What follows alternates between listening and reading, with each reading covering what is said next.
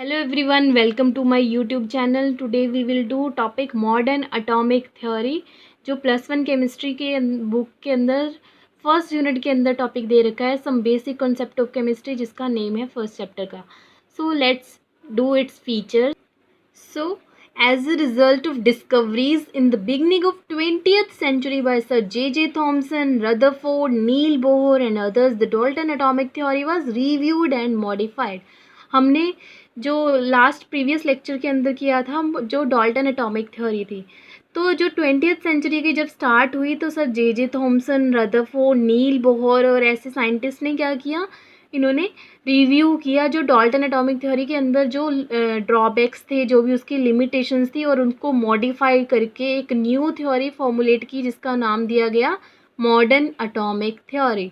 सो ये modern atomic theory basically है क्या है, मॉडिफिकेशन है जो डाल्टन एटॉमिक थ्योरी के अंदर दी गई और एक न्यू थ्योरी फॉर्मुलेट हुई जिसका नाम था मॉडर्न एटॉमिक थ्योरी.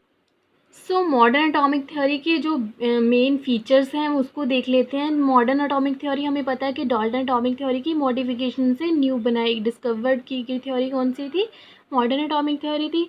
इसकी जो फर्स्ट फीचर है वो क्या है कि एटम जो डाल्टन एटॉमिक थ्योरी के अंदर हमने बोला था कि is extremely small indestructible ultimate particle होता है, बट यहाँ पे हमें क्या पता चल गया एटम के बारे में कि एटम क्या है, is no longer is considered to be indivisible. Atom को ये तो बोला गया कि वो इंडिविजिबल है, डिवाइड तो हम नहीं कर सकते, वो सबसे स्मॉलेस्ट यूनिट है किसी भी स्पीसी का.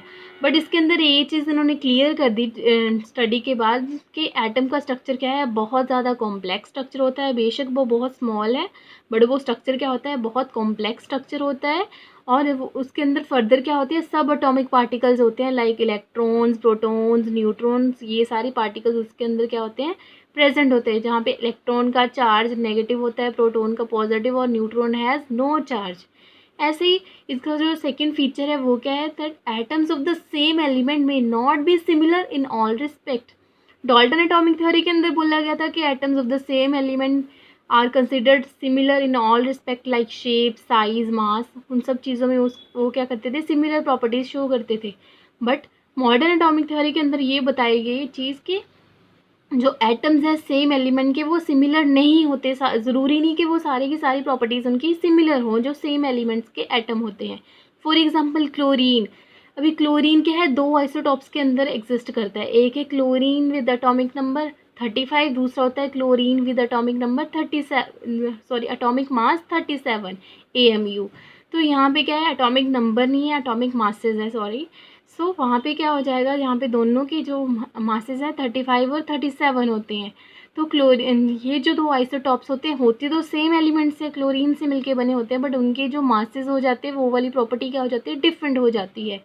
ऐसे ही कुछ एग्जांपल्स है, हाइड्रोजन के भी आइसोटॉप्स होते हैं. वो भी क्या है, हाइड्रोजन जिसके अंदर मास क्या हो जाता है, एक का 1 होता है, ठीक है, एक का 2 हो जाता है और थर्ड का क्या हो जाता है, 3 हो जाता है. तो हाइड्रोजन के भी 3 आइसोटॉप्स ऐसे ही एग्जिस्ट करते हैं. बेशक उनका एटॉमिक नंबर सेम रहेगा बट उनके मासेस क्या हो जाते हैं, डिफरेंट हो जाते हैं. तो ये क्या है, यहाँ से हमें क्लियर हो गया कि एटम्स जो सेम एलिमेंट के होते हैं ज़रूरी नहीं होता कि उनकी सारी की सारी प्रॉपर्टीज़ क्या हो, सिमिलर हो. देन है इसका थर्ड फीचर कि atom is the smallest element. Atom है तो smallest element which can take part in chemical combination. कि एटम्स स्मॉलेस्ट एलिमेंट है बट इसका स्ट्रक्चर क्या है, बहुत ज़्यादा कॉम्प्लेक्स है और ये सब atomic particles like electron, proton और न्यूट्रॉन से मिलके बना है. बट ये फिर भी क्या करता है, केमिकल कॉम्बिनेशंस के अंदर ये पार्टिसिपेट करता है. ये क्या करता है, फिर भी ये कैपेबल है केमिकल रिएक्शन के अंदर किसी के साथ रिएक्शन देने के लिए, किसी के साथ बॉन्ड फॉर्म करने के लिए, कॉम्बिनेशन करने के लिए. देन है इसका fourth feature, the ratio in which different element combine में बी फिक्स्ड एंड इंटेग्रल. जो रेशियो है वो फिक्स और इंटेग्रल तो है जो हमने प्रीवियस डाल्टन एटॉमिक थ्योरी और लॉज ऑफ कॉम्बिनेशन के अंदर किया था, but may not always be simple. पर ये ज़रूरी नहीं कि वो हमेशा सिंपल ही रहे. जैसे हम बोलते हैं ना कि सिंपल होल नंबर रेशियो आती है, वो ऐसा कुछ नहीं है. ये क्लियर कर दिया मॉडर्न एटॉमिक थ्योरी के अंदर. फॉर एग्जांपल शुगर मॉलिक्यूल है, इसके अंदर 3 जो है कार्बन, हाइड्रोजन या ऑक्सीजन है. ये तीनों एलिमेंट क्या है, अगर इनकी रेशो निकाली जाए तो फॉर्मूला क्या होता है शुगर मॉलिक्यूल का, C12H22O11। इसकी अगर रेशो निकाली जाए कार्बन, हाइड्रोजन और ऑक्सीजन की, तो कैसी रेशो आएगी?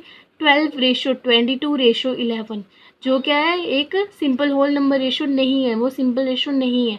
तो यहाँ से ये चीज़ भी क्लियर हो गई कि मॉडर्न एटॉमिक थ्योरी के अंदर के एलिमेंट्स कंबाइन करते हैं मॉलिक्यूल फॉर्म करने के लिए, तो वो फिक्स रेशो में कंबाइन करते हैं, इंटेग्रल होते हैं, बट वो रेशो ज़रूरी नहीं कि वो सिंपल रेशो हो। ठीक है, ये कहाँ से क्लियर हो गया? Modern atomic theory. If you like these videos, if you find my videos helpful, then don't forget to like, share and subscribe my channel. Thank you.